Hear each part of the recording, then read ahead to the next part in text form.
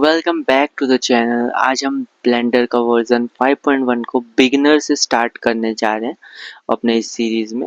जैसे मैं 3D का आर्किटेक्चर वर्क फ्लो वो भी ब्लेंडर में बताने जा रहा हूँ। सो फर्स्ट ऑफ ऑल हम बेसिक सा ब्लेंडर को पहले सीखते हैं। तो ये हमारा ब्लेंडर का इंटरफेस है।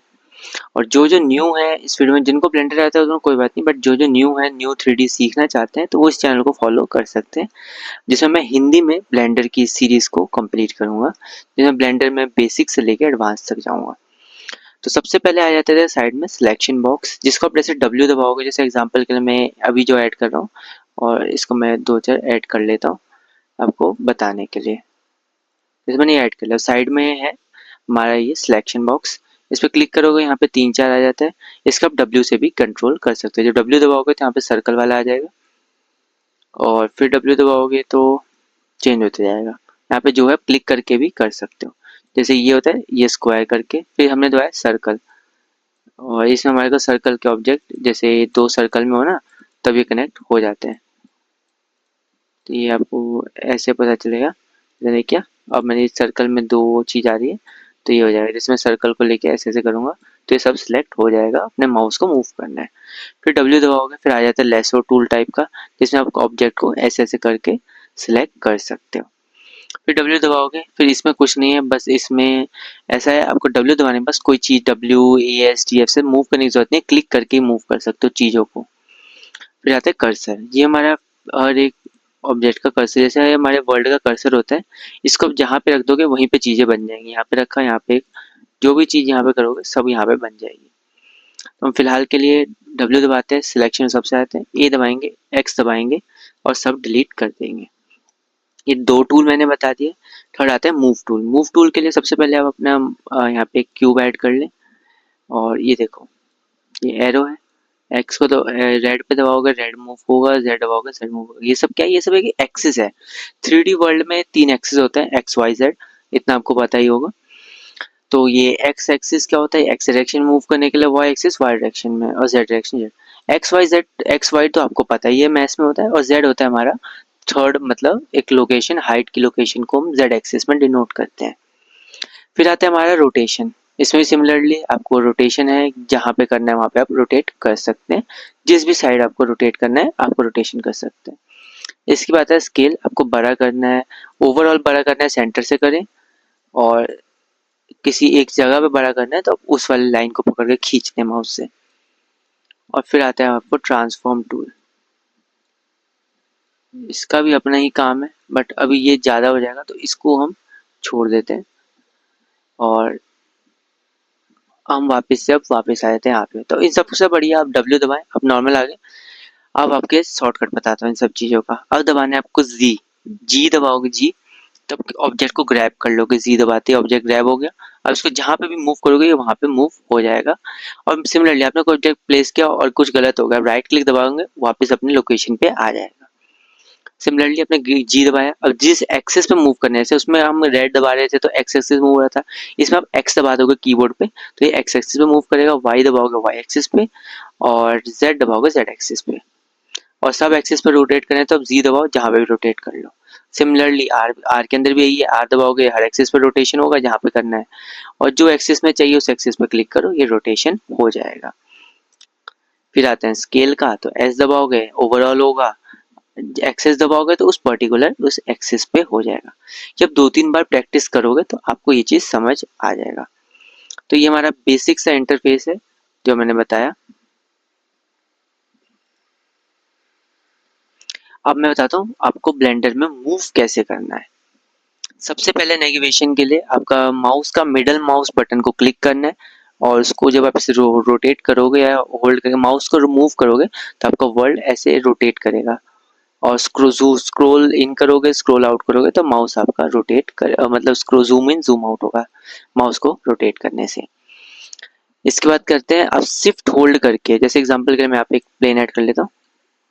जैसे अब यहाँ पे इसको ऐसे रोटेट कर सकते हो, अब आपको पेन मूव करना है, स्क्रीन को ऐसे सिमिलरली मूव करना है। शिफ्ट माउस के मिडिल बटन को दबा के जब आप मूव करोगे तो आपका स्क्रीन मूव होगा, और जब आप शिफ्ट छोड़ के जब ऐसे मूव करोगे तो ऐसे मूव होगा। तो सबका अपना यूज है, जिसका जहाँ पे यूज आएगा। तो पेन मूव करने के लिए शिफ्ट होल्ड करके माउस के मिडल बटन को क्लिक करें और सिंपलर मूव करने के लिए इसको ऐसे कर सकते हैं। अब जैसे हमारे यहाँ पे 2-3 ऑब्जेक्ट है, क्यूब, लेट्स से हमारा क्यूब है यहाँ पे, फिर शिफ्ट होल्ड किया, हमारा सर्कल है यहाँ पे, ठीक है। हमारे व्यू पोर्ट में 3 सामान आ चुके हैं। अब आपको किसी एक चीज़ को फोकस करना है, लेट सपोज वो कहीं दूर चली गई, आपको मिल नहीं रहा है, लेट सपोज, तो आप यहाँ से आए, यहाँ पे हमारा ये सीन बॉक्स है, ये जो बॉक्स आता है सीन, यहाँ पे हमारा कलेक्शन के जो जो सामान है, सर्कल, प्लेन, कुछ भी ऐड करोगे वो यहाँ पे आ जाएगा। सर्कल को चूज करो और यहाँ पे डॉट दबा सकते हो, जो डिलीट के नम पैड में डॉट होता है या फिर आपके कीबोर्ड में डॉट होगा, कीबोर्ड वाले डॉट तो नहीं, जो आपका नम पैड में जो डॉट होता है उसको आप दबाओगे फुल स्टॉप कीबोर्ड में, तो आप फोकस हो जाओगे, अपनी चीज़ों पर फोकस हो जाओगे। और आइसोलेट करना है कि सब चीज़ अपने जगह पे, आपको आइसोलेट करना है तो यहाँ पे स्लैश दबाओगे, शिफ्ट के साइड में जो होता है, आप आइसोलेट हो जाओगे, जहाँ पे कुछ नहीं होगा। जैसे इसको रिटर्न प्रेस करोगे आप यहाँ से बाहर आ जाओगे। तो अभी हमने यहाँ पे कुछ टूल्स और यहाँ पे हमने आउटलाइनर्स देखा। अब आ जाते हैं इस बॉक्स के बारे में, जिसमें मैं इस बॉक्स को बताने जा रहा हूँ। तो फर्स्ट पे आता है हमारा ये बॉक्स, जिसमें हमारा बता रहा है कि हमने क्या सिलेक्ट किया, सिलेक्शन टूल सिलेक्ट किया, सिलेक्शन आएगा, मूव टूल सिलेक्ट करोगे मूव टूल आएगा, यहाँ पे जो भी सिलेक्ट करोगे उस ऑब्जेक्ट के बारे में डिटेल्स आ जाती हैं। सेकंड हम करते हैं यहाँ में रेंडर इंजन, ये हमारे आगे जब रेंडरिंग पे वर्क करेंगे, जब आप इस ट्यूटोरियल को आगे फॉलो करोगे तो आपको ये चीज़ भी पता चलेगी। तो मेक श्योर आप चैनल को सब्सक्राइब करें, मैं आगे इन सब चीज़ों पे बताऊंगा। तो रेंडर इंजन है, इससे अभी जब हम रेंडरिंग करेंगे तो हमारे काम आएगी। बाकी हमारा व्यू पोर्ट का है, शैडो, रे ट्रेसिंग, ये सब आपको आगे काम आएगा। यहाँ पे भी ये समझ लो कि बस ये हमारे कुछ रेंडर्स के आउटपुट निकालते टाइम हमारे ज़्यादातर काम आते हैं। फॉर्मेट, ये हमारे कैमरे का ऑप्शन है, जब आप कैमरा यूज़ करोगे सीन में तो ये आपका काम आएगा। तो अभी के लिए इसको आप छोड़ दो, मैं 1920 डिफ़ॉल्ट छोड़ देता हूँ इसको, और ये सब आगे हमारे काम आएगा। जब ये रेंडर करेंगे रेंडर रीजन, ये भी कैमरा की ही प्रॉपर्टी है, तो इसको भी फिलहाल छोड़ दें। तो हमारे जो काम का है वो यहाँ पे ज़्यादा कुछ नहीं है। हाँ, यहाँ पे एक यूनिट्स आ सकता है, जब आप वर्क करते हैं तो कोई भी फंडामेंटल यूनिट्स पे वर्क करेंगे, रियल टाइम जो हमारा चीज़ चल रहा है, जैसे कोई अर्थ का हो गया, कोई पर्सन हो गया, कोई उसका पर्सन की हाइट 6 फीट एग्जांपल के लिए, तब यहाँ से आप इंपीरियल पे जाके फीट्स चूज करके अपने पर्सन की हाइट को डिनोट कर सकते हैं। नहीं तो जब यहाँ पे आप एन दबाएंगे, या फिर एन दबाने से ना ये साइड टूल बॉक्स खुलता है, मैं बताना भूल जाता, व्यू पोर्ट में आए, एंड दबाएं, आपका टूल बॉक्स खुल जाएगा, जिसमें आपका कोई भी ऑब्जेक्ट का डायमेंशन लिखा होता है, यहाँ पे स्केल लिखा होता है, रोटेशन क्या है, लोकेशन क्या है, वो सब वैल्यूज यहाँ पे 3D व्यू पोर्ट की यहाँ पे लिखी होती है। तो यहाँ पे भी कोई वैल्यू नहीं है प्रॉपर, जैसे आप फीट दबाते तो ये देखो 6.56 फीट में, और जैसे आप इंचेस दबाओगे तो 78 इंचेस में, तो ये सब डिफॉल्ट यहाँ पे होता है। तो ये हमारा यूनिट्स था, यूनिट्स हमारे आगे काम आते हैं। इसके बाद आ जाता है हमारा वर्ल्ड। यहाँ पे जब आपको वर्ल्ड की कोई जैसे इमेज टेक्सचर यूज करना है, या फिर आपको कोई यहाँ पे HDRIs लगाना है, कुछ भी लगाना है, तो यहाँ वर्ल्ड के टाइम में हम ज़्यादा यहाँ पे वही काम करेंगे। इसकी आपको ज़रूरत नहीं पड़ेगी। ये ऑब्जेक्ट के बारे में बताता है, जो हमारा ऑब्जेक्ट है वो कैसा दिखना चाहिए, क्या है व्यू पोर्ट में, कैसा दिखना चाहिए। एग्जाम्पल अगर मैं इस व्यू पोर्ट में हूँ, विजिबिलिटी पे आके मैं अगर इसको वॉल्यूम दबा, क्यूब हमारा सिलेक्टेड है, और क्यूब में अगर मैं ऑन ऑफ करूंगा यहाँ से, तो काफ़ी चीज़ें यहाँ से मैं चेंजेस कर सकता हूँ। अब जैसे मैं वायर्ड किया, अब देखो मेरा क्यूब वायर्ड हो गया। तो ऐसी काफ़ी चीज़ें होती हैं जो हम चेंजेस कर सकते हैं। तो हम यहाँ से हम टेक्सचर पे ही रहने देते हैं। इन सब चीज़ें सब ज़्यादा ना चाहिए, ये सब मॉडिफायर्स हैं। यहाँ पे बहुत सारे मॉडिफायर हैं, ब्लेंडर हमारे को प्रोवाइड करता है, जिससे आप बहुत सारी चीज़ें बना के इजीली काफ़ी चीज़ें बना सकते हैं। तो ये हम आगे फर्दर वीडियो में सीखेंगे, नहीं तो ये एडवांस हो जाएगा। ये पार्टिकल सिस्टम के लिए यूज़ होता है, फिजिक्स टैब है, कॉन्स्टेंट्स है, डेटा है, और ये मटीरियल्स है, तो मटीरियल्स भी आगे सीखेंगे। तो ये हमारा बेसिक सा हो गया है। अब यहाँ से हम चलते हैं, इसको हम वापस से छोटा कर लेते हैं। ये सब मेरे कुछ एड ऑन्स है, ये साइड बार में आपको नहीं दिख रहे होंगे। तो हमारे व्यू पोर्ट में इधर वाला बार हो गया, इस साइड का बार हो गया, और यहाँ से हमारा टॉप व्यू आ जाता है। टॉप व्यू में ये देखो, ये हमारा render wire frame mode, solid mode, material mode और रेंडर मोड। तो आप फिलहाल के लिए सॉलिड और मटेरियल में वर्क करेंगे, और वायर फ्रेम में। जब आप रेंडरिंग पे वर्क करेंगे तब आपको बाकी सब पे काम करना है। इसके साइड में हमारे को एक ऑप्शन आता है शो ओवरलेस, इसको ऑन करोगे तो हमारा ग्रिड ऑन ऑफ होता है, इससे ग्रिड सिस्टम के लिए। इसको ऑन कर कंट्रोल अल्ट शिफ्ट जेड दबाओगे तो भी ये हो जाएगा, अल्ट शिफ्ट जेड से फिर आता है ये, इससे हमारे कुछ और चीज़ें ऑफ कर सकते हो। तो उसकी ज़रूरत नहीं। और ये हमारे व्यू पोर्ट में कुछ-कुछ चीज़ें, जैसे आपको मैश देखना है, जैसे हम क्या कहते हैं, जैसे क्यूब है वो हमारा मैश है, कर्व जैसे कोई हमारा ये सर्कल है ये भी हमारा कर्व है। और जैसे कोई टेक्स्ट लोगो टेक्स्ट अलग आता है, वॉल्यूम अलग आता है, आर्मेचर जो बोन्स होते हैं वो सब अलग-अलग होते हैं, लाइट्स, एम्पलीट्यूड सबका अलग वैल्यू होता है। जैसे हम यहाँ से मैश ऑफ कर देंगे तो मैश गायब हो जाएंगे अकेला, और जैसे हम कर्व को ऑफ कर देंगे तो कर्व ऑफ होंगे। ऐसे काफ़ी चीज़ों को हम पर्सनली ऑफ कर सकते हैं।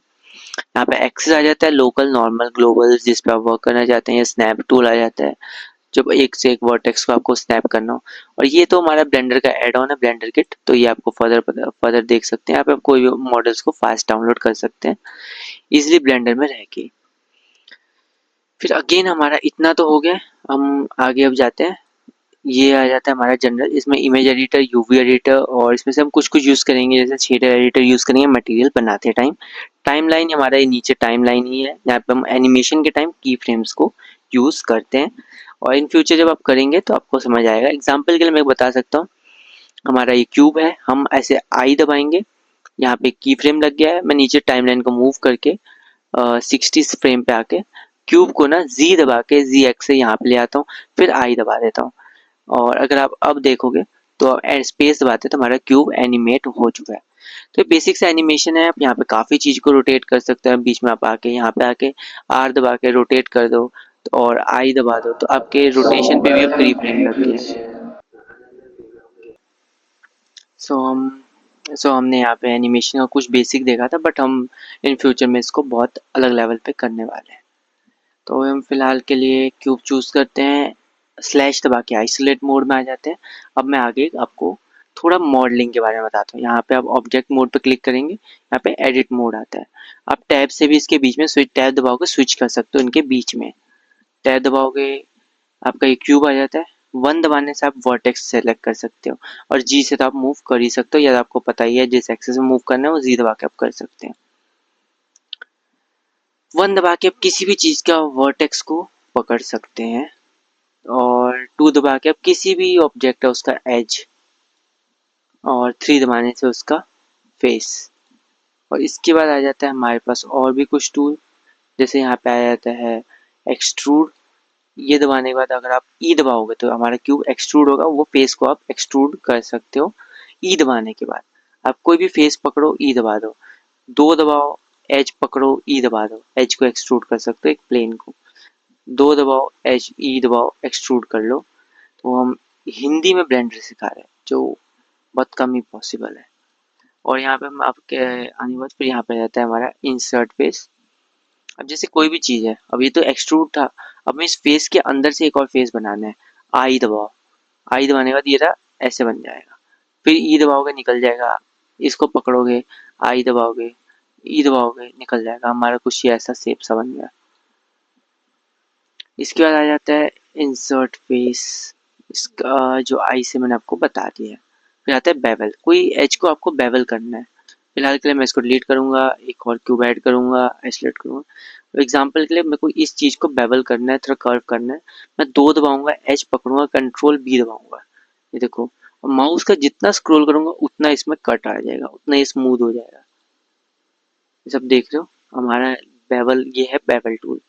फिर आ जाता है लूप टूल। कंट्रोल आर दबाओगे ना तो आपका किसी भी लूप में कट लगा सकते हो। फिलहाल कर मैं इसको डिलीट करता हूँ, एक और क्यूब ऐड करता हूँ, टैब दबाऊंगा, ये देखो। जैसे मुझे एक लूप में कट लगाना है, मैं यहाँ पे देखो ये ऐसे एरो आ जाएगा, जिस एज पे क्लिक करोगे उस एज पे लूप आ जाएगा। मैं इस एज पे लेके गया, क्लिक किया, मेरे को कहाँ पे कट लगाना है वहां पे जाके एक और क्लिक लगाना है। जैसे मैं, और एक और टूल है, यहाँ पे क्लिक कर दोगे और फिर यहाँ पे तो एक और टू कट लग जाएगा। फिलहाल के लिए आप ये माउस के लेके आओ, माउस का स्क्रोल करोगे ना तो उतना कट और लगा सकते हो अपने स्क्रीन पे।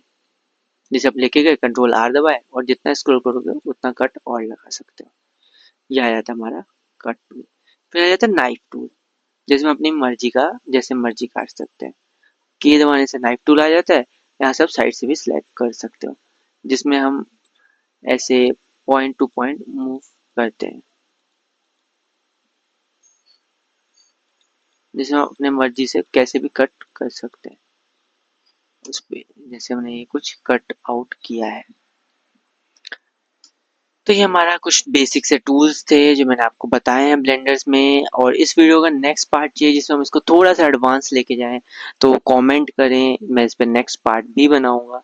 Thanks for watching the video, hope you like. Thanks for watching.